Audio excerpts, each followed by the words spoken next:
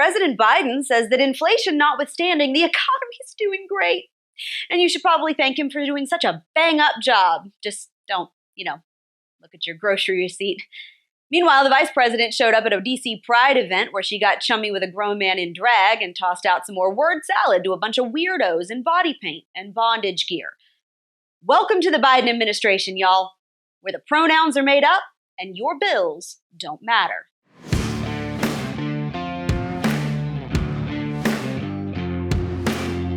The rising cost of gas, food, energy, housing, transportation, and everyday goods and services aside, Joe Biden wants you to know that the American economy is doing just splendidly, provided you don't check the price tags at the store or your receipt at the pump. Here's Joe saying it's all good, everybody. The job market is the strongest it's been since World War II, notwithstanding the inflation. Notwithstanding the inflation? That's kind of like saying, oh, sure, Susan's doing great, notwithstanding the stage 4 cancer. Her pancreas might be shot to hell, but, her arm is just fine. Notwithstanding the inflation? You mean notwithstanding the 40-year record 8.6% spike in the cost of stuff? Grocery prices are up nearly 12% in a year. The price of meat, poultry, fish, and eggs alone have risen more than 14% since 2021. Rent's up over 5%, while the cost of a used car has risen 16%. Gas hit $5 a gallon over the weekend, and we've still got a nationwide baby formula shortage that may have fallen out of the A1 headlines, but is still a very real and present concern for millions of parents of babies. But it's all good. Biden says that even if they can't afford anything, hey, at least Americans have jobs. We added another 390,000 jobs last month, 8,700,000 new jobs since I took office. An all-time record, never that many jobs in that period of time. Of course, that's omitting the fact that the vast majority of those jobs aren't new positions. They're jobs that opened back up following the government's forced COVID shutdowns that closed businesses across the country, putting millions of Americans out of work and bankrupting some businesses permanently. So all those jobs, that's like stealing someone's wallet, handing them back their credit card, and then saying, hey, look, I gave you money. You gave them what you wrongly stole from them in the first place. You don't get credit for that.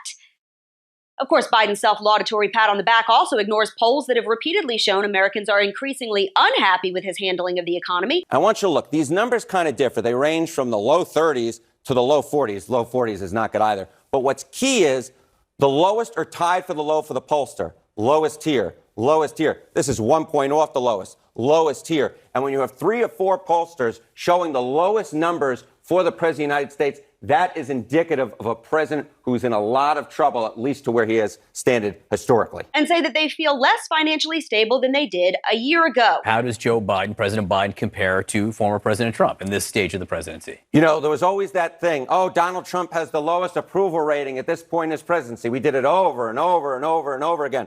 Well, at this point in his presidency, Donald Trump's numbers, actually his average approval rating is 1 point higher than Joe Biden's, which is at 41%, Donald Trump at 42%.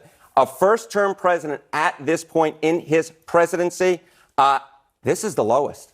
This is the lowest for anyone who was elected to the presidency and didn't get up there through the vice presidency. According to a Gallup poll from April, 48% of Americans say that their financial situation is getting worse, compared to 37% who say that it's improving.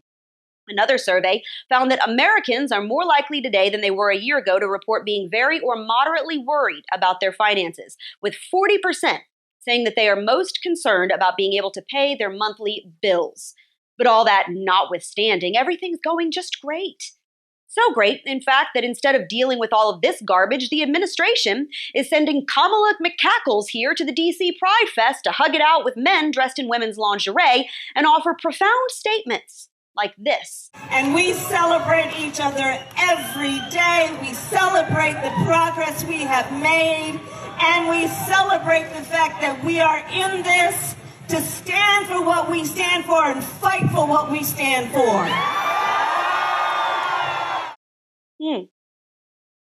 Also, at this event, by the way, the one the Vice President of the United States showed up at, even though she can't seem to find the border.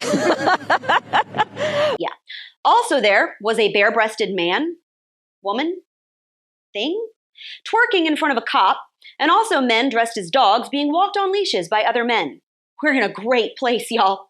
Americans can't find baby food, their grocery bill is in the stratosphere, and this White House is blathering on about how great the economy is while the vice president pals around with dudes in bikinis and stripper heels. Is no one else concerned about this? Is this not sending off any warning bells that we are so screwed? This is an administration that does not care about your problems, your bills, your rent, what their policies are doing to your retirement or your bank account or your family. You are a joke. This is a president who has no idea what he's doing, where he is, or what's going on. And the people backing him up are too busy being woke to notice your piddly little rent problems. They would tell you to eat cake, but the price of flour is too high. They would rather toss out platitudes to the kinked crusaders than deal with the problems that are hitting millions of Americans in very real and extreme ways. So if you haven't grasped this concept yet, then get it through your skull. This is your life on liberalism. If you could eat pronouns and run your car on glitter, it might be okay, but you can't. This is what happens when you're too busy appeasing confused attention seekers to learn basic math and you trade facts for feelings. When sound bites on MSNBC matter more than paychecks. And when satisfying a person with 17 made-up genders is more important than making sure parents can feed their babies and working families can keep their lights on.